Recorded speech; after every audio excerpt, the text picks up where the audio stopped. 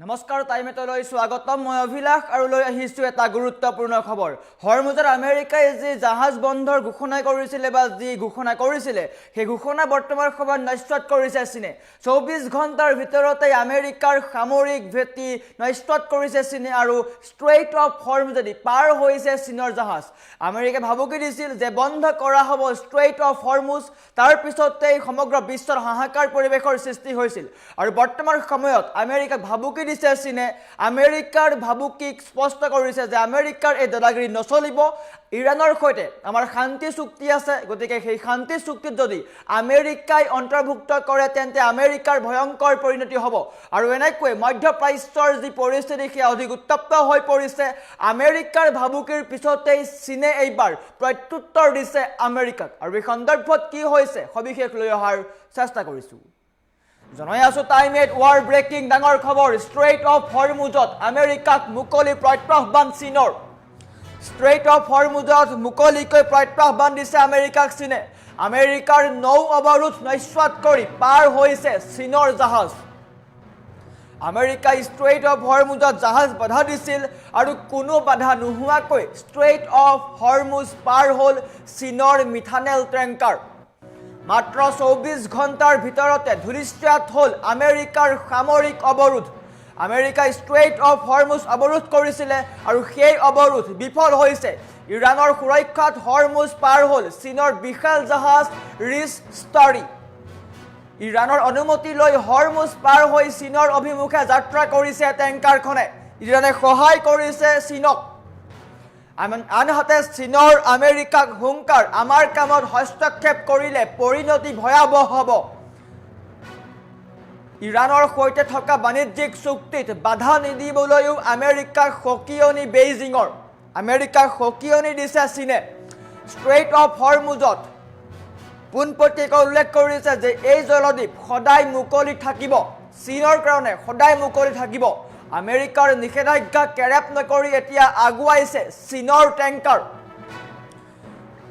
কালি ট্ৰাম্পে বৃহৎ ঘোষণা কৰিছিল যে ষ্ট্ৰেইট অফ হৰমুজত যিসমূহ জাহাজ আছিলে সকলো জাহাজ আবদ্ধ কৰা হ'ব অৱৰোধ কৰা হ'ব আৰু তাৰ পিছতে বিশ্বৰ ৰাজনীতিত চাঞ্চল্যৰ সৃষ্টি হৈছিল কিয়নো যদিহে আমেৰিকাই সঁচাকৈ সেই পথ বন্ধ কৰে তেন্তে বিশ্বৰ অৰ্থনীতি স্তব্ধ হৈ যাব পাৰে আৰু তাৰ পিছতে ৰাছিয়া আৰু চীন একত্ৰিত হৈছিল আজি গুৰুত্বপূৰ্ণ বৈঠক আছে ৰাছিয়াৰ সৈতে চীনৰ গুৰুত্বপূৰ্ণ বৈঠক আছে আৰু বেইজিঙত সেই আলোচনা হ'ব কিন্তু তাৰ পূৰ্বেই এক ডাঙৰ খবৰ আহিছে আমেৰিকাৰ যি নৌ অৱৰোধ কাৰ্যসূচী বা যি নৌ অৱৰোধ পৰিস্থিতি আছিলে সেই পৰিস্থিতিক নস্যাৎ কৰিছে হৰমুজত আমেৰিকাৰ অৱৰোধক নস্যাৎ কৰিছে চীনে আৰু পোনপটীয়াকৈ মন্তব্য আগবঢ়াইছে যে ইৰাণ আৰু চীনৰ মাজত যি সম্পৰ্ক আছে সেই সম্পৰ্কৰ মাজত আমেৰিকাক সোমাবলৈ সকিয়নি দিছে বা নোসোমাবলৈ সকিয়নি দিছে যদিহে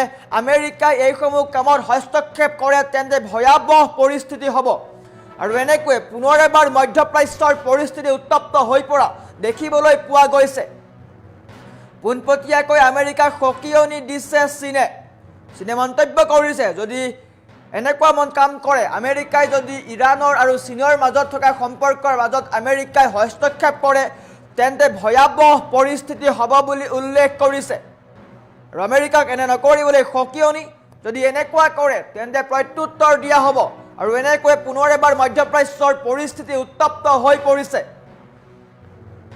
কালিৰ দিনটোত ৰাছিয়া আৰু চীনৰ বৈঠক সন্দৰ্ভত আলোচনা হৈছিল আৰু আজি দুয়োখন ৰাষ্ট্ৰৰ মাজত আলোচনা হ'ব আমেৰিকাৰ দাদাগিৰি সম্পৰ্কত আলোচনা কৰা হ'ব আমেৰিকাই কৈছিলে যে ষ্ট্ৰেইট অফ হৰমুজেদি যিসমূহ জাহাজ যায় সেই সকলো জাহাজ অৱৰোধ কৰা হ'ব যাৰ ফলত ৰাছিয়া আৰু চীনৰ দৰে কেইবাখনো ৰাষ্ট্ৰ বৃহৎ লোকচানৰ সন্মুখীন হ'ব পাৰে আৰু তাৰ পৰিপ্ৰেক্ষিততেই আমেৰিকাৰ বিৰুদ্ধে একত্ৰিত হৈছে ৰাছিয়া আৰু চীন আৰু আজি দেখিবলৈ পোৱা গৈছে আমেৰিকাৰ বাধাক নেওচি চীনলৈ জাহাজ গৈছে ইৰানে সহায় কৰিছে ইৰানৰ সহায়ত চীনৰ জাহাজ ষ্ট্ৰেইট অফ হৰমুজেদি পাৰ হৈছে আৰু আমেৰিকাৰ বাধাক নস্যাৎ কৰি চীনে আগুৱাইছে আৰু তাৰ পিছতেই চীনে মন্তব্য আগবঢ়াইছে আমেৰিকা আৰু ইৰাণৰ মাজত যি সম্পৰ্ক আছে সেই সম্পৰ্ক ভাল কৰিব নিৰ্দেশ দিছে। তাৰ সমান্তৰালকৈ কৈছে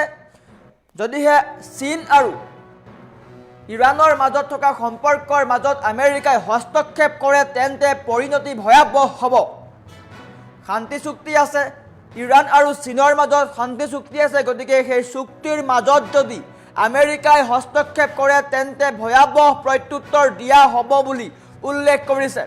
আৰু এনেকৈ মধ্যপ্ৰাচ্যৰ পৰিস্থিতি অধিক উত্তপ্ত হৈ পৰিছে। আমেৰিকায়ো কিন্তু নিজৰ স্থিতিত অটল আছে। তাৰ সমান্তৰালকৈ বিশ্বৰ কেইবাখনো ৰাষ্ট্ৰ আমেৰিকাৰ বিৰুদ্ধে একত্ৰিত হৈছে। বিশেষকৈ ৰাছিয়া আৰু চীন একত্ৰিত হোৱা দেখিবলৈ পোৱা গৈছে। আজি ৰাছিয়া আৰু চীনৰ মাজত গুৰুত্বপূৰ্ণ বৈঠক আছে। বেইজিঙত গুৰুত্বপূৰ্ণ বৈঠক হ'ব আৰু সেই বৈঠকত আমেৰিকাৰ দাদাগিৰি সন্দৰ্ভত আলোচনা কৰা হ'ব। কেনেকৈ আমেৰিকাক তল পেলাব পাৰি, আমেৰিকাক সৈমান কৰাব পাৰি, সেই সম্পৰ্কত আলোচনা কৰা হ'ব। ইয়াৰ সমান্তৰালকৈ চীনৰ জাহাজ পাৰ হৈছে, আমেৰিকাৰ বাধাক নস্যাৎ কৰি চীনৰ জাহাজ পাৰ হৈছে আৰু তাত সহায় কৰিছে ইৰাণে। আৰু এনেকৈ পুনৰ এবাৰ মধ্যপ্ৰাচ্যৰ পৰিস্থিতি উত্তপ্ত হৈ পৰা দেখিবলৈ পোৱা গৈছে। হয়তো আমেৰিকাই ইয়াৰ প্ৰত্যুত্তৰ দিব, কিন্তু তাৰ পূৰ্বেই চীনে বৃহৎ মন্তব্য কৰিছে যে ইৰাণৰ সৈতে আমাৰ শান্তি চুক্তি আছে, গতিকে ইৰাণ আৰু চীনৰ মাজত থকা সম্পৰ্কৰ মাজত আমেৰিকাই যদি হস্তক্ষেপ কৰে তেন্তে ভয়াৱহ পৰিণতি হ'ব বুলি আমেৰিকাক পোনপটীয়া হুংকাৰ চীনৰ। আৰু আনহাতে 24 ঘণ্টাতে ভাঙিল আমেৰিকাৰ সামৰিক বেহু। কালি আমেৰিকাই ঘোষণা কৰিছিলে যে ষ্ট্ৰেইট অফ হৰমুজত নৌ অৱৰোধ কৰা হ'ব আৰু 24 ঘণ্টাৰ পিছতেই আমেৰিকাৰ সেই অহংকাৰ ভাঙি চূৰ্ণ বিচূৰ্ণ হৈছে। আমেৰিকাৰ সামৰিক বেহু ভাঙি দিয়া হৈছে। চীনৰ জাহাজ ষ্ট্ৰেইট অফ হৰমুজেদি পাৰ হৈছে আৰু তাত সহায় কৰিছে ইৰাণে। আৰু ইয়াৰ পিছতেই পুনৰ এবাৰ উত্তপ্ত হৈ পৰিছে মধ্যপ্ৰাচ্য। আমেৰিকায়ো প্ৰত্যুত্তৰ দিব পাৰে। যদি আমেৰিকাই প্ৰত্যুত্তৰ দিয়ে তেন্তে ভয়াৱহ পৰিস্থিতি হ'ব পাৰে। চীনে পোনপটীয়াকৈ কৈছে ইৰাণ আৰু চীনৰ মাজত থকা সম্পৰ্কত হস্তক্ষেপ নকৰিব আমেৰিকাই। যদি আমেৰিকাই হস্তক্ষেপ কৰে তেন্তে ভয়াৱহ পৰিস্থিতি হ'ব বুলি পোনপটীয়াকৈ কৈছে আমেৰিকাক। এক প্ৰকাৰ সকিয়নি দিছে আমেৰিকাক। আৰু চীনৰ সকিয়নিৰ পিছতেই ট্ৰাম্প চিন্তাত পৰিছে, কিয়নো ট্ৰাম্পে 24 ঘণ্টাৰ পূৰ্বেই ঘোষণা কৰিছিলে যে ষ্ট্ৰেইট অফ হৰমুজত যিসমূহ জাহাজ অন্য ৰাষ্ট্ৰলৈ যায় সেই সকলো ৰাষ্ট্ৰৰ জাহাজ বন্ধ কৰি দিয়া হ'ব। নৌ অৱৰোধ কৰিছিলে আৰু 24 ঘণ্টাৰ পিছতেই আমেৰিকাৰ সামৰিক বেহু ভাঙি দিয়া হৈছে। চীনে আমেৰিকাৰ সামৰিক বেহু ভাঙি দিছে আৰু ইৰাণৰ সহায় লৈ চীনৰ জাহাজ পাৰ কৰিছে। চীনৰ ৰিচ ষ্টাৰী জাহাজ পাৰ হৈছে। চীনৰ এখন বিশাল জাহাজ ৰিচ ষ্টাৰী জাহাজ আমেৰিকাৰ বেহু ফালি আগুৱাই গৈছে চীন অভিমুখে। আৰু তাৰপিছতেই চীনৰ বৈদেশিক মন্ত্ৰীৰ বৃহৎ মন্তব্য যে ইৰাণ আৰু আমেৰিকাৰ মাজত যি সম্পৰ্ক আছে সেই সম্পৰ্ক ঠিক কৰিব লাগে। তাৰ সমান্তৰালকৈ কৈছে ইৰাণ আৰু চীনৰ মাজত যি সম্পৰ্ক আছে সেই সম্পৰ্কত হস্তক্ষেপ নকৰিবলৈ আমেৰিকাক সকিয়নি প্ৰদান কৰিছে চীনে। আৰু এনেকৈ মধ্যপ্ৰাচ্যৰ পৰিস্থিতি পুনৰ এবাৰ উত্তপ্ত হৈ পৰা দেখিবলৈ পোৱা গৈছে। মধ্যপ্ৰাচ্যত বৰ্তমান সময়তো বিৰাজ কৰিছে ক'লা ডাৱৰ, ভয়াৱহ পৰিস্থিতিৰ দিশে গৈছে। তাৰ সমান্তৰালকৈ আজি চীন আৰু ৰাছিয়াৰ মাজত গুৰুত্বপূৰ্ণ বৈঠক হ'ব আৰু সেই বৈঠকত আমেৰিকাৰ দাদাগিৰি সন্দৰ্ভত আলোচনা কৰা হ'ব। কিয়নো চীনে বা ৰাছিয়াই যদি এনে নকৰে তেন্তে আমেৰিকাই যি কাণ্ড কৰি আছে তাৰ ফলত বৃহৎ লোকচানৰ সন্মুখীন হ'ব বিশ্বৰ কেইবাখনো ৰাষ্ট্ৰ। কিয়নো ষ্ট্ৰেইট অফ হৰমুজ বন্ধ কৰি দিম বুলি কৈছে। ইতিমধ্যে নাকাবন্দী আৰম্ভ কৰিছিলে আমেৰিকাই। যিসমূহ ইৰাণৰ পৰা যিসমূহ ৰাষ্ট্ৰলৈ জাহাজ যায় সেই সকলো ৰাষ্ট্ৰৰ জাহাজক আবদ্ধ কৰিছিল আমেৰিকাই, যাৰ ফলত বিশ্বৰ কেইবাখনো ৰাষ্ট্ৰৰ বৃহৎ লোকচানৰ সন্মুখীন হোৱাৰ আশংকা কৰা হৈছে। আৰু সেই সকলোবোৰ দৃষ্টিত ৰাখিয়েই ৰাছিয়া আৰু চীন একত্ৰিত হৈছে। আজি বেইজিঙত গুৰুত্বপূৰ্ণ বৈঠক আছে আৰু যাতে কোনো ধৰণৰ ক্ষতি নহয় তাৰ কাৰণে আমেৰিকাৰ বিৰুদ্ধে একত্ৰিত হৈছে দুই মহাশক্তি।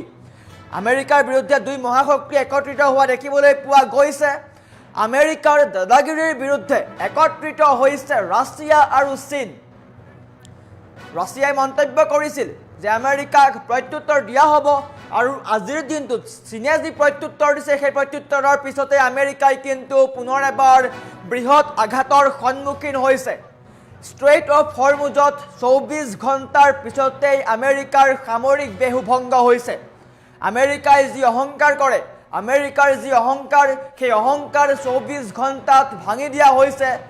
চীনে ইৰাণৰ সৈতে যোগ হৈ বা ইৰাণৰ সহায় লৈ ষ্ট্ৰেইট অফ হৰমুজেদি নিজৰ জাহাজ পাৰ কৰিছে, আৰু হাত সাৱটি বহি থাকিবলগীয়া হৈছে আমেৰিকাই, কিয়নো আমেৰিকাক প্ৰত্যুত্তৰ দিছে বা সকিয়নি দিছে। চীনে পোনপটীয়াকৈ কৈছে যে ইৰাণ আৰু চীনৰ মাজত শান্তি চুক্তি আছে, গতিকে সেই শান্তি চুক্তিত ব্যাঘাত নজন্মাব আমেৰিকাই। যদি আমেৰিকাই এনেকুৱা কৰে তেন্তে প্ৰত্যুত্তৰ দিয়া হ'ব, ভয়াৱহ প্ৰত্যুত্তৰ দিয়া হ'ব। চীনে এই মন্তব্য কৰিছে, আমেৰিকাক চীনে এই মন্তব্য কৰিছে। ইৰাণ আৰু আমেৰিকাৰ সৈতে যুদ্ধ চলি আছিলে, কিন্তু এই যুদ্ধত এতিয়া এণ্ট্ৰি মাৰিছে ৰাছিয়া আৰু চীনৰ দৰে মহাশক্তিয়ে। আমেৰিকাক আজিৰ দিনটোত কেইবাটাও বৃহৎ মন্তব্য কৰে চীনে। চীনে পোনপটীয়াকৈ হুংকাৰ প্ৰদান কৰিছে আমেৰিকাক। ইৰাণৰ সৈতে থকা বাণিজ্যিক চুক্তিত বাধা নিদিবলৈ আমেৰিকাক সকিয়নি চীনৰ। ইৰাণৰ সৈতে চীনৰ যি বাণিজ্যিক চুক্তি আছে সেই চুক্তিক যাতে আমেৰিকাই বাধা নিদিয়ে তাৰ কাৰণে সকিয়নি দিছে চীনে, আৰু পোনপটীয়াকৈ কৈছে ষ্ট্ৰেইট অফ হৰমুজ চীনৰ কাৰণে সদায় মুকলি থাকিব।